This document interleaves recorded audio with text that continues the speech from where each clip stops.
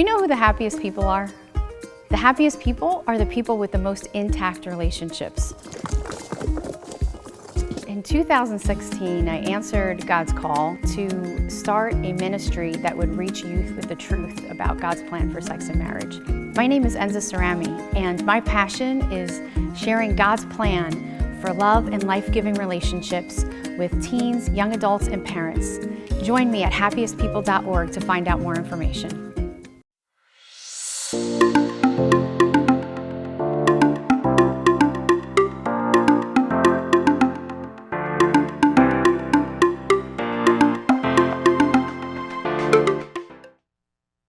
Hey everyone, let's begin our time together in prayer in the name of the Father, the Son, the Holy Spirit. Amen. Hail Mary, full of grace, the Lord is with thee. Blessed art thou among women, and blessed is the fruit of thy womb, Jesus. Holy Mary, Mother of God, pray for us sinners, now and at the hour of our death. Amen. Saint Joseph, pray for us in the name of the Father, the Son, and the Holy Spirit. Amen. Well, thanks for joining us today. I want to kind of begin a bit on a strange note of apology. And because I think as a church, we owe young adults, college students, singles a big apology for spending so much time focusing when it comes to dating, relationships, sexuality, on everything you're not supposed to do, without really spending a lot of time when it comes to relationships on what you actually are supposed to do. I think for a lot of, young adults, you go through maybe Catholic high school, Catholic grade school, Catholic youth group or whatever, and then you get to college and it's like, okay, you can imagine some guy being like, okay, I got this down. I can't sleep with my girlfriend. I can't look at porn with my girlfriend. I can't have an abortion with my girlfriend. I can't cohabit with my girlfriend. I can't clone my girlfriend. I learned that in bioethics class. Okay, great.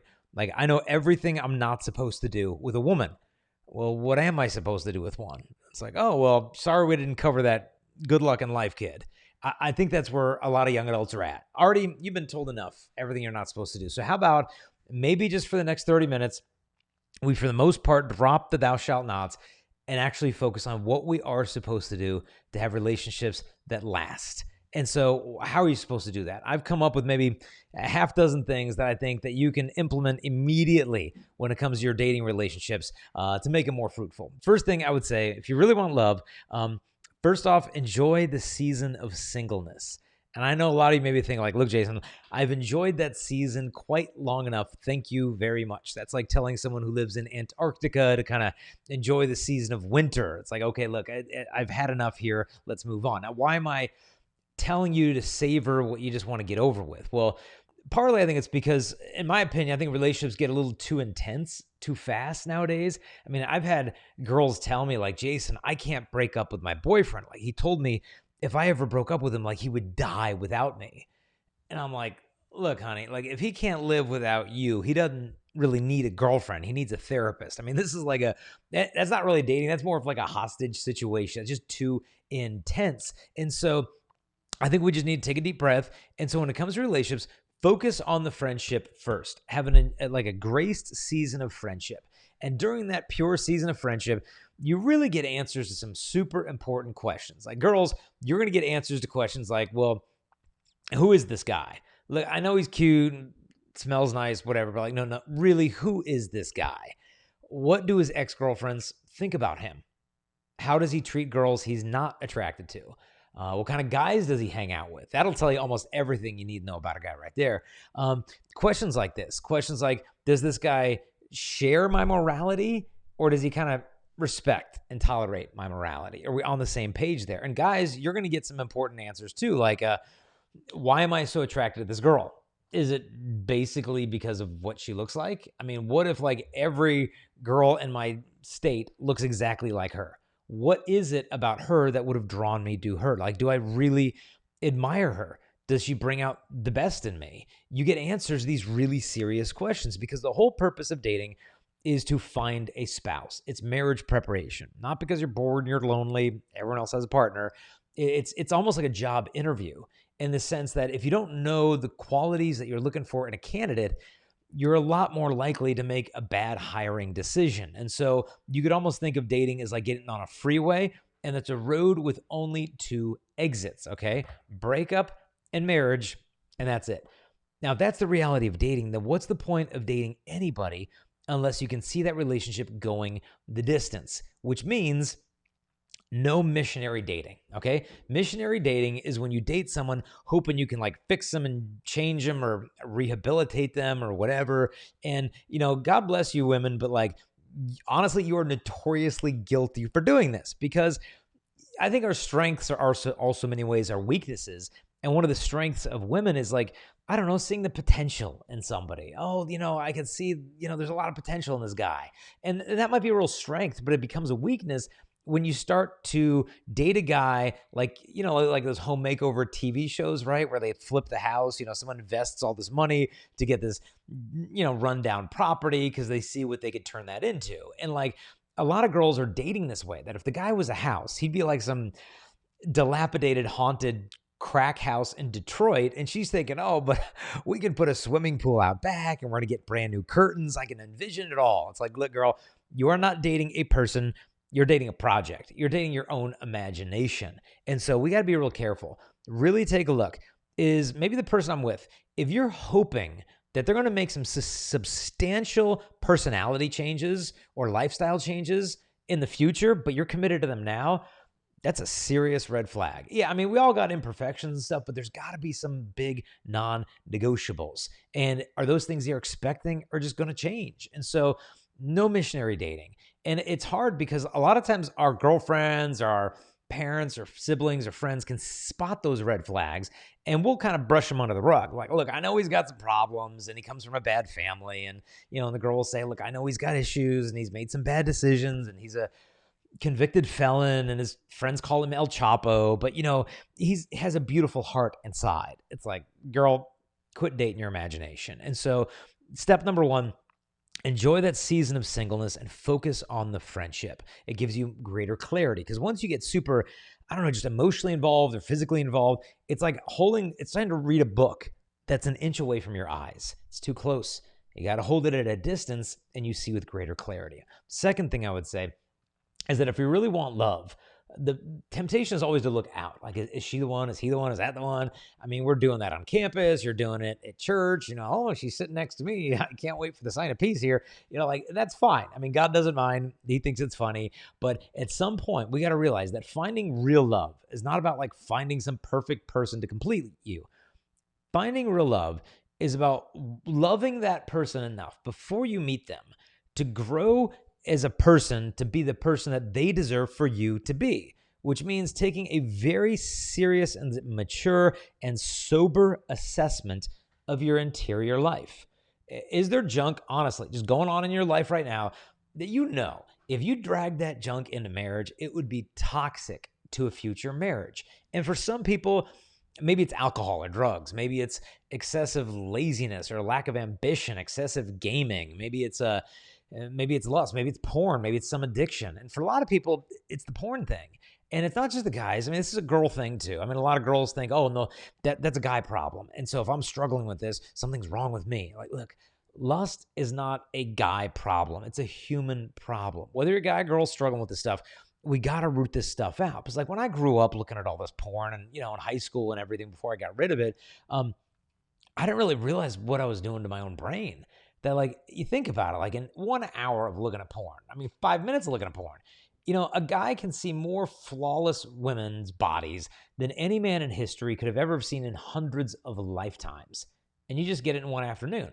Well, you're back the next day, back the next week. You do that for a couple of years, jump into marriage thinking you're going to have love forever. And, it implodes because you've robbed yourself with the capacity to be captivated by an individual, because you get addicted to the novelty of always something new, always something different.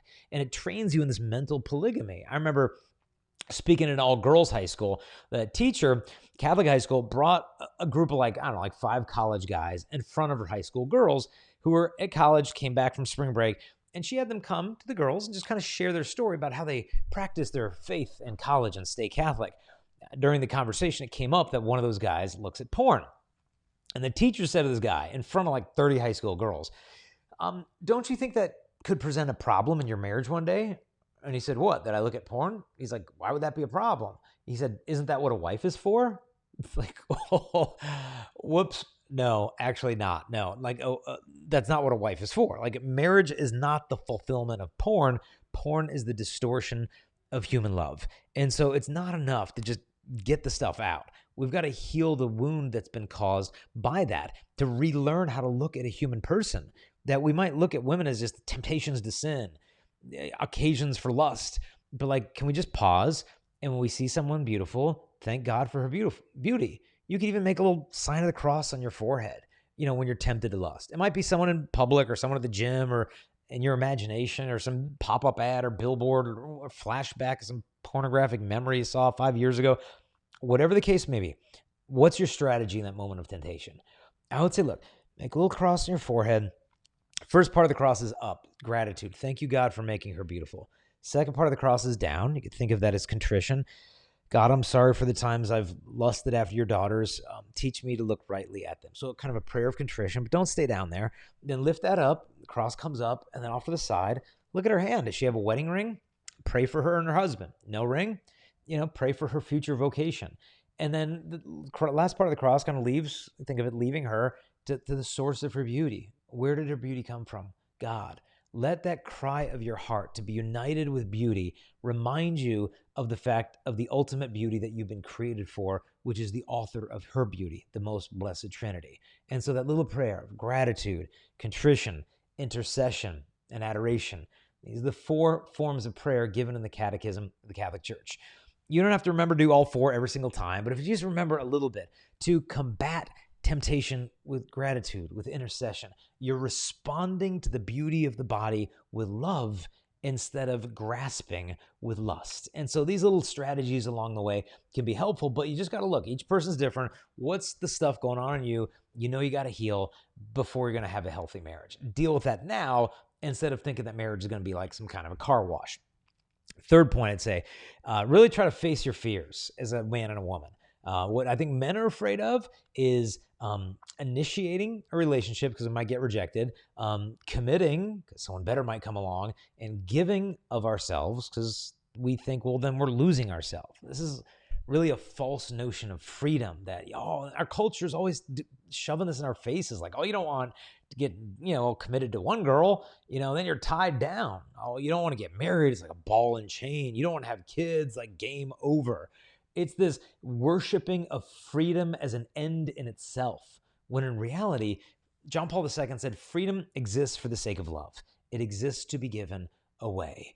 And so if a man is so enslaved by his addiction to be free, that's not freedom. It's not liberation. It's being enslaved by their own selfishness. He's wasting his manhood on himself. And so what we need to do is get out of this false notion of freedom, understand what the church says, that you only find yourself in the fullest giving of yourself, and realize, look at your body. Like, your body's meaningful. The culture says it's meaningless. It's meaningful. God has stamped into our bodies, male and female, not only our identity and our gender, but it also reveals our calling. And what does a man's body reveal? Well, look, you're the initiator of life-giving love. It's stamped into your body. You're supposed to initiate love, not just lust or initiate nothing out of fear or whatever, but to initiate that love. Why don't guys do that, though? I really think it's because no one gives us the specifics, right? Guys are just told, be a gentleman. Guys don't operate well with abstract concepts. I mean, women who have boyfriends right now are very well aware of that. If you speak to a guy in an abstract way, he doesn't know what you're talking about. It's like my wife will say, well, honey, I could use more help around the house.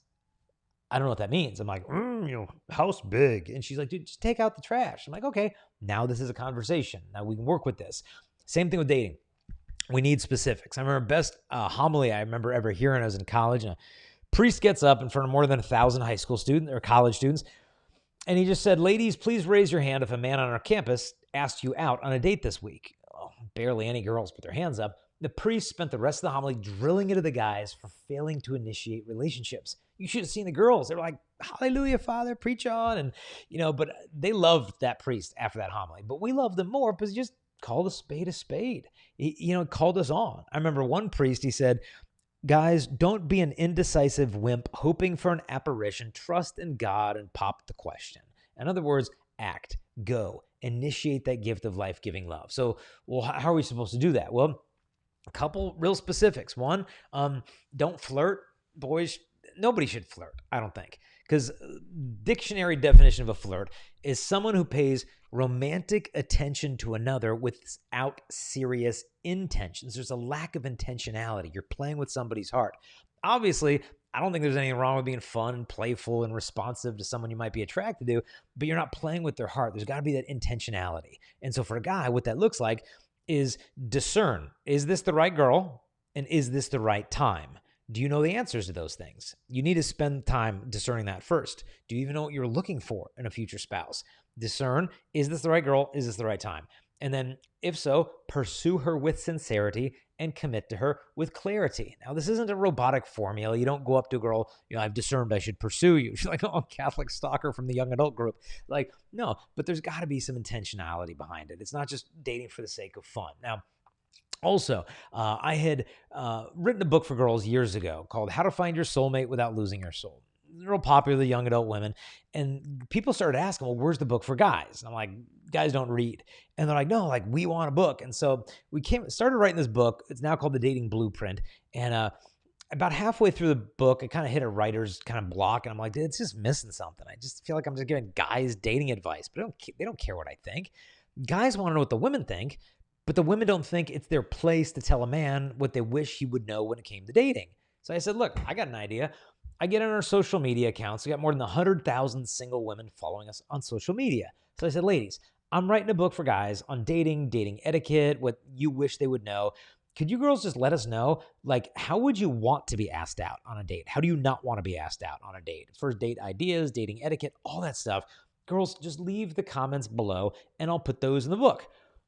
Oh boy, the floodgates opened. Within hours, women had generously submitted more than 30,000 words of feedback, which is longer than the whole book was at that point. But man, there were gems in there. I learned so much just reading through stuff that women just wish we knew. And so a couple of the gems that I got in there, like one thing unanimously among the women, and I already kind of suspected this would be big, when you ask a girl out, you are not allowed to use one of these, okay? Verboten, forbidden. You cannot ask a girl out through a text message. The girls say it is lame, it is cowardly, and it is insincere. You just want to take the easy way out. One girl said this. She said, let me just say, the easier it is to ask a lady out, the easier it is for the lady to say no. I had never thought about it that way, but it's so true. Because like, if you ask a girl out like on some dating app where you're like, do you like me? Yes or no? How easy is it for her to be like, no, swipe, it's done. But what if you're in public and you're looking her in the eye and you've got a plan for a date and a specific day in mind? It's like, it's a little harder to say no, but it makes you, in a sense, more attractive as a guy because it shows even if you're nervous, you at least have the confidence to overcome that. And girls aren't dumb. They know you're taking a risk, which makes them feel more attractive because they're like, wow, this guy's willing to risk rejection just to have the opportunity to invite me on a date. And this brings us to the second point here, which is when you ask her on a date, there's one thing girls really want, which is called clarity. When you ask her on a date, there's a word you need to use, and that's the word date. Don't say, hey, you want to hang out? You want to come over? You want to get together sometime? We should get a coffee. It's like, no, girl, they don't want to hang out. Because when you say hang out, they have no idea what that means. She might be thinking, okay, is he going to take me on like a romantic riverboat cruise? Or are we going to like sit in his basement and play Call of Duty and Minecraft and eat pizza? Like, are we hanging out or hanging out? Like, what does that mean? One girl said this. Lots of guys will ask us if we want to hang out. No, we don't want to hang out. We got plenty of girlfriends to hang out with. What we want is for you to take us to do something fun that lets us get to know each other better. Another woman said, guys, being vague doesn't exactly make a girl go weak at the knees. So clarity. Also, no intermediary. You are not allowed to ask your friend to ask her friend to ask her if she likes you. My friends, 7th grade is officially over. This needs to be between you and her. Also, give her advance notice. Don't text her, want to come over? No, ask her, I was wondering if you might be free next Saturday. Like, give her at least 3 days notice to plan. If she says no, watch what happens after the no.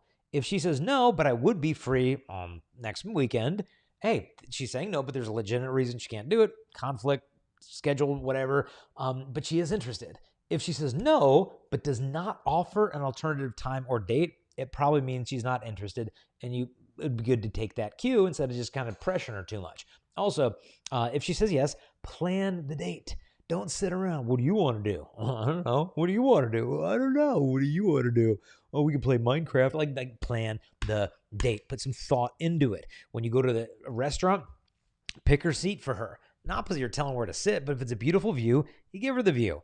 If there's no beautiful view, just take the seat facing the wall so she knows during dinner your attention is on her, not on the football game on ESPN or the cute little hostess walking by. Kind of makes her feel honored and cherished. So not only are your eyes on her, but your ears should be on her as well. Listen to her, which ties us into where to go on that date. It's one place the girls didn't want to go on dates for the first or second date, which was the movie theater. One woman said this, movie? No, just no. She said, if you want to go on a date with me, take me somewhere where we can talk and get to know each other better. One woman said this is my favorite piece of advice of all the things the woman said. She said, do not offer a Netflix and chill or take me to a sketchy warehouse or some weird lot and tell me about your felony record, speaking from experience. Like, wow. So guys, if you have to tell a girl about your felony record, make sure do not take her to a weird lot, sketchy warehouse. Take her to a fancy restaurant. Okay, so important point there. In terms of dating etiquette, in terms of being physical on the date, never wait for the girl to say no. It is not her job to be the chastity cop. A lot of guys think, well, she's not saying no, so she's willing, so I'm being a good Catholic boy. No. Because if you ever even putting her in a situation where she'd feel the need to say no, you've already gone way too far, because her body in your mind might be saying, oh, well, she's going along with this, but her brain, she might be thinking, well, you know, it feels nice to be desired and everything, but I feel like we're kind of going a little too fast and going too far. I feel like I'm starting to compromise my morals and feeling a little guilty, but I don't want to tell him to stop, because that's going to make things all awkward between us, so I kind of wish he would cool down. All this could be going on in our mind while you're thinking she's saying, oh, green light. And so don't put her in that situation. Guard the innocence of that relationship. Never wait for her to say no. Now, if the date doesn't go well, or you date a girl for a year and it's time to break up. One girl, things the girl's very clear on, the women said no ghosting, okay? Ghosting is this modern phenomenon. Guys do it to girls do it to guys, of where you pay an initial romantic interest to someone, could be a short-term, long-term, and then you lose interest and you kind of just disappear. And typically the intention behind this, not all the time, is, well, I don't want to hurt the person's feelings. And so you just kind of don't have that hard conversation. You just kind of fall off the face of the earth. And the poor girl's left there thinking, where did he go? Like, did I say something wrong? Did I do the wrong thing? Does he like that other girl more than me? Did I wear the wrong thing? Like, what went wrong there? Did he lose interest? Is he just really busy? Is he overcommitted? Is he coming back? Was he, abducted by aliens? Was he deported? I mean, he really did have a cute accent. Like, where did the guy go? Okay. Don't leave her wondering. She's a big girl, okay? She can handle a tough conversation where you can say, hey, look, I really want to thank you. I've enjoyed our time together, and I like this and this and this about you, but I don't know. I was just kind of thinking that I don't know that we're really the best match for each other, and I just wanted to be honest with you about that so that you could be free to find the guy who's the right match for you. And so there's some compliments built in there, but there's honesty, there's clarity, sincerity. You don't have to nitpick all the different faults and get into some big argument over the whole thing, but there's clarity. Will that sting a little bit? Yeah, but in my opinion, it's better, and I'm sure in her opinion too, than to her waiting around for 4 months wondering what you're thinking is you just slowly disappear. And so be willing to have that hard conversations. Girls with guys and guys as well as girls. Now, if the guy is afraid of initiating and committing and giving, I think often what a girl's afraid is that you're not really worth the risk. You're not worth the effort because you're just not enough or you're just too much. And so in an effort to take matters into her own hands, often she lets her morality slide a bit because the lower you lower the bar, the more guys are going to be available to you, right? I mean, if you can't find a date, like I'm sure I could find you on like some dating app within like an hour from now. You can get a lot of quantity, but not a lot of quality. And so we've got to be discerning here. Am I lowering my morals out of fear of being alone? Because when we start to do that, we'll get disappointed. We'll start to resign ourselves, make excuses, justify, well, I know I did this, but it's not like I did that. And eventually it leads to kind of a numbness Or even some women will say, look, I can hook up with a guy and I'm not all brokenhearted and crying the next day if he doesn't text me back. I'm a big girl. I'm sexually liberated. That ain't liberation. That is numbness. That's like a 3rd-degree burn that can't even feel anything more because how much it's been burned. I remember one college woman emailed me and she said after a hookup, she said, you know what I feel like? She said, I feel like the gross stuff in the road after the snow is melted and cars have been driving on it for a while. That's how she described the state of her heart. How do you undo that? How do you untangle that mess? Well, one, I think to take a break and really ask yourself, am I looking for love that only can be found in God right now? And if we are looking for love that can only be first satisfied by God, if we're putting that in a human being, we'll make an idol out of that relationship. But all idols will not only are meant to be broken, all idols will break the hearts of their worshipers, is what C.S. Lewis said. And so never enter a relationship looking for the love that only God himself can give to you. Because if we do that, then relationship becomes an idol. And our whole peace and joy or sorrow in life is contingent upon the state of that relationship. And granted, yeah, there's going to be ups and downs, but we've got to make sure we're putting God first, taking time for healing. If you've been through some bad stuff in your life, are you really addressing that? Are you going to counseling or hoping that marriage or relationship will fix it? Don't be afraid to go enter into those wounds with God so that he can help you and make you new. And I hope you can see with these different points I'm throwing at you, this is not about waiting around for Mr. or Miss Wonderful to walk into your life. This is big boy, big girl marriage preparation. Marriage prep is not what you do in classes for 4 months before you get married. That's like triage, right? That's like last ditch effort to get the house in order. We got to start now, even before that relationship begins, authentic marriage preparation. So that's kind of point 3, face those fears. Point number 4 is pretty simple, is make commitment clear. What I notice, like 1/3 of the people are dating, 1/3 are not dating, the other 1/3 don't even know if they're dating or not dating. And so we've got like a culture of single people who pretend like they're dating. We have a culture of dating people who behave like they're married. And then we're stuck with a culture of married people who seem to think they're single. Like everything is out of order. So here's the deal. Women, if you're single, don't pretend like you're his girlfriend. You're not his girlfriend. If you are his girlfriend, don't behave like his wife. You're not his wife. If you are his wife, live as one. And would you just imagine if men would do the same thing, how much simpler relationships would be? So point 4, make commitment clear. 5th thing, guard the innocence of that relationship. Obviously, as we get older, we start making excuses and justifications. Well, I'm not 12 years old anymore. I can do this stuff. We can see ourselves getting married one day because I know she's the one. The duration of a relationship does not grant us an entitlement to the sin of lust. If anything, the closer we get to engagement, the more invested we should be in guarding the innocence of the other person's soul. But we tend to get this backwards and think, well, we can kind of dip our hands into that cookie jar of marriage and take a little bit of that out here now because, we can see ourselves, we're getting close, and I know this person's the one. But I'll tell you, I knew I had met this girl who was the one for me. I'd never felt this way about her woman before. I could totally see us together forever. And, it didn't end up working out. Okay, she ended up going to a different 3rd grade than I did. And then I never saw her again after that 2nd grade summer. But I put the pieces back together. I met this girl in high school. I knew she was the one. Went to a couple dances together. Didn't work out. She married a friend of mine. That's okay. Then I got to college, met a girl, knew she was the one, never felt this way about a girl before, dated for 6 months. We ended up breaking up, but we stayed friends, and she married a friend of mine. Then I met another girl, finally knew she was the one. And we dated for 2 years, tried on wedding rings together. Our parents loved each other. I ended up breaking up with her, but we stayed good friends, and she married a friend of mine. And then at last, when I was at my master's program, I met the one, dated for 2 years, didn't work out. We stayed friends, and she married a friend of mine. And then finally, when I was I'm 24 years old, I met my wife, Crystalina. And by then, all my friends had married my ex-girlfriends, so she had no option really but to remain with me, and we got married. But the moral of the story being, you couldn't convince me in any of those relationships that I was with anyone but the one, because I had never felt this way before. But I didn't realize that you can't judge or determine the future of a relationship by the intensity of your present emotions. Let God be God. Don't grasp onto the future. Keep that relationship pure. Because look, like women, what you win a man with is what you're going to keep him with. If you win him with pleasure, well, you can try to keep him with pleasure, but here's the problem. He can get pleasure anywhere, get it off the internet, another woman. It's a repeatable asset.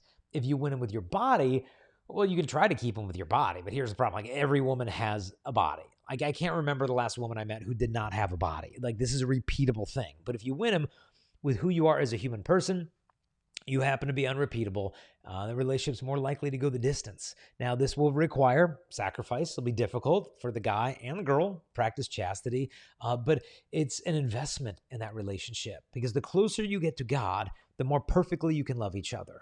And so the more pure in heart that you are in each other, the more you'll see God not only in the relationship, you'll see him in the other and even in yourself. Even if you made mistakes, look, man, start over. I think what you'll find is abstinence prior to marriage. Even if you made mistakes in the past, you can start over. Abstinence is the greatest preparation for sexual intimacy in marriage. Now, why would I say that? That seems like, well, that's a bit counterintuitive, don't you think? Well, here's where I see it. Abstinence is going to be a part of your marriage, whether you like it or not. This is just reality. I mean, think of the total scope of married life of 80 years. Like, how much of that is spent in sexual activity? Like less than 1%. And so there's a lot of abstinence in marriage. But what we need to realize is you might be demanded abstinence because of travel, an exhausted spouse, or this reason or that reason, your spouse is ill or whatever. There's 1,000 reasons you might need to practice abstinence, sometimes for heroic seasons of abstinence, for some serious reasons. And sometimes we don't see that coming before marriage, but if we don't understand that abstinence itself can be an expression of love. Like, let's say, your spouse is just not feeling well, exhausted after a long day. And you've got one spouse who understands, okay, abstinence is a way to express love. I can give her room. I can give her space. That is an investment in your relationship that she'll appreciate. That, wow, he doesn't see me as something that needs to meet his sexual demands. Whereas if you have a husband who gets pouty and petulant and distant and whiny and angry or unfaithful because she's not supplying his needs, that is a great destroyer of authentic intimacy, of a man who can't even get over himself because of his selfish demands in the bedroom. And so we learn through self-mastery the ability to make a gift of ourselves to the other. And John Paul II says that growing in this purity of heart allows a man to give his wife what John Paul II called all the peace of the interior gaze.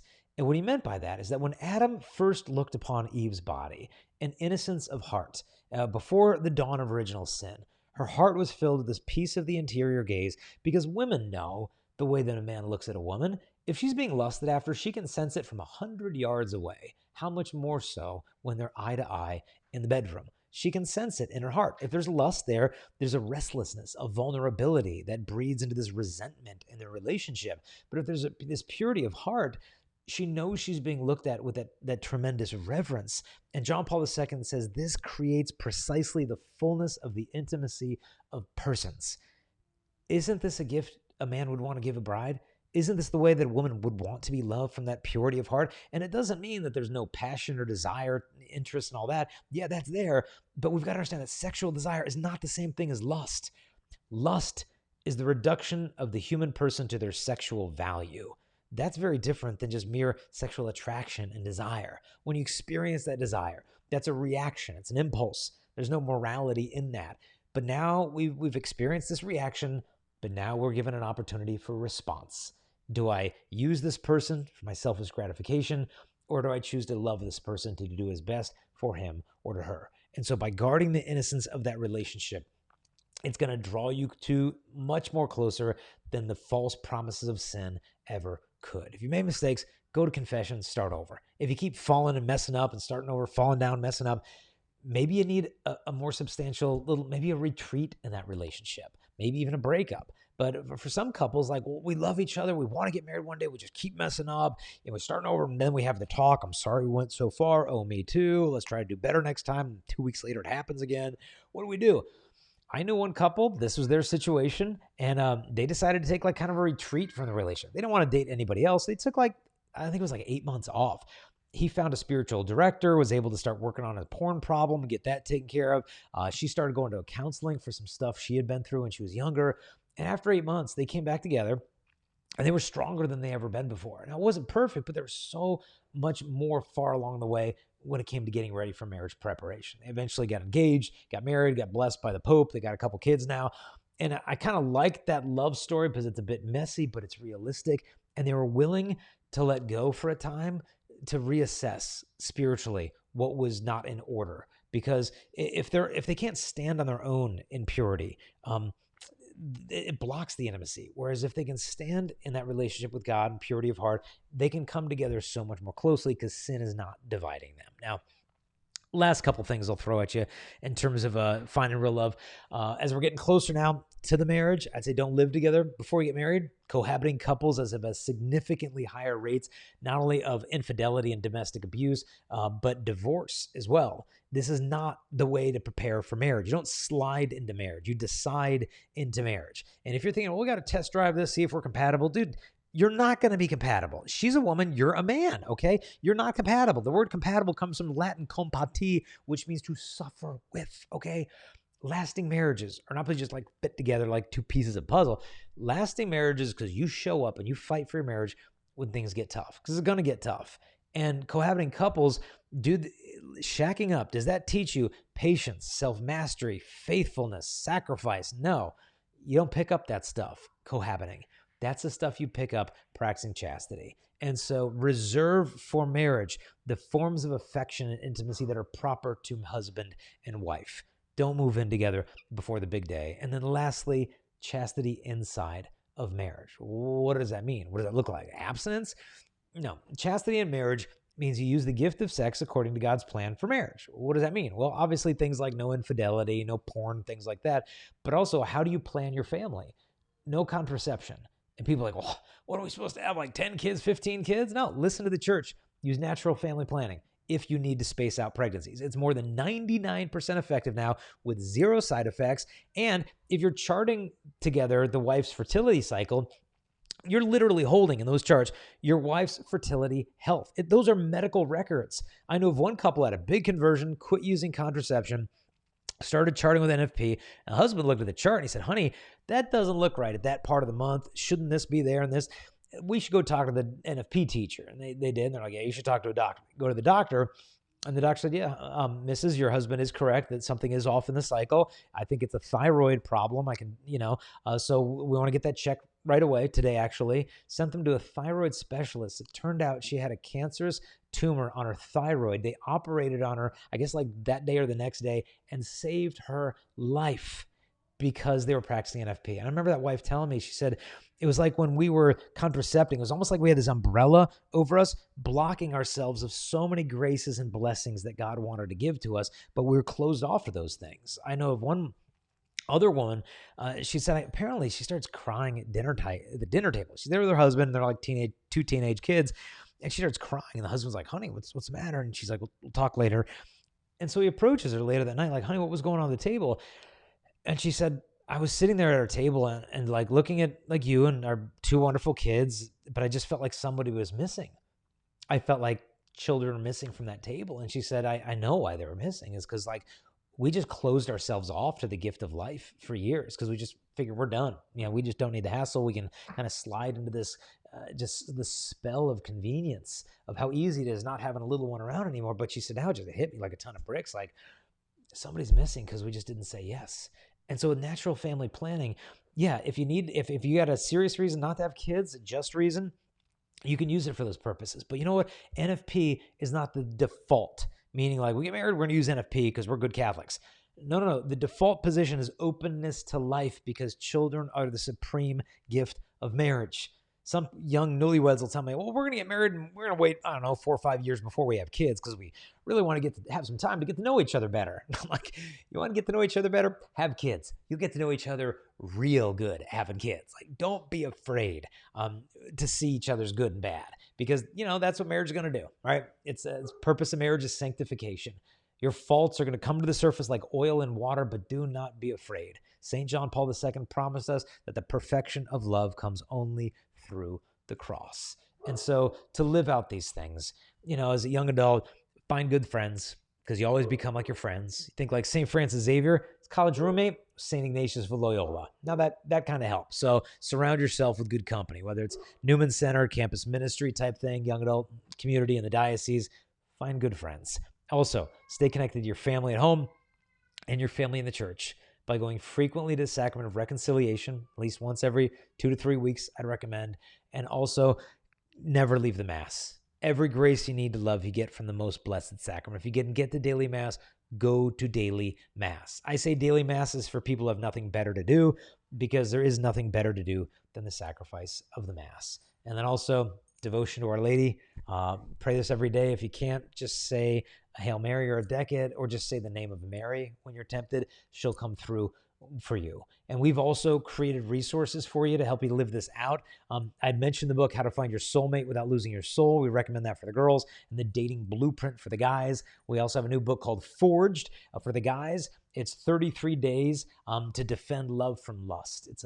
And with every day of the book, you get a free video on your phone from me, Father Mike Schmitz, Chris Stefanik, Matt Fradd, Sister Miriam James, just encouraging you to purge your life of any junk, whether it be porn or other things, and how to break free. We've got a similar book for the girls called Uncompromising Purity. All of that is on our website, chastity.com. And everything's on the website for $3 or less.